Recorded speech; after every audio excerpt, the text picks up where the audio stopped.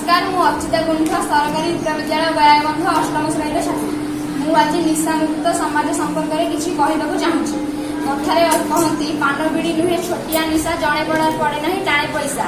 यह अक्षर अक्षर सत्य जेकोसी निशा होना कहीं से थर अभ्यस्त हो जड़े तार कबल आउ फेरी आसबार नहीं और निशा मनीष को ध्वंसर पथ देखा दिए, सर्वनाशर गभीर गर्त को ठेली दिए। सामाजिक विपर्य विशृंखला द्वंद्व प्रमुख कारण गुड़िक मध्य निशा सेवन अन्यतम।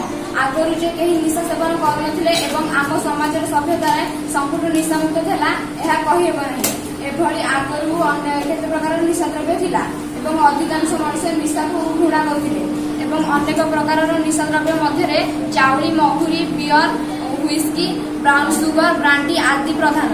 आम जातिर पिता महात्मा गांधी निशा निवारण आह्वान दे शोषण पोषण मुक्त शांतिर राम राज्य गठन करने को चाहते। स्वाधीनता परवर्ती समय सरकार जो पदक्षेप नेले ताहा यथेष्ट नुहे।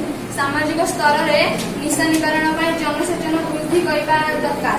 केवल आईन प्रणयन करदेले हेबनी, ताफल रूपायन दृढ़ संकल्प नेबा दरकार।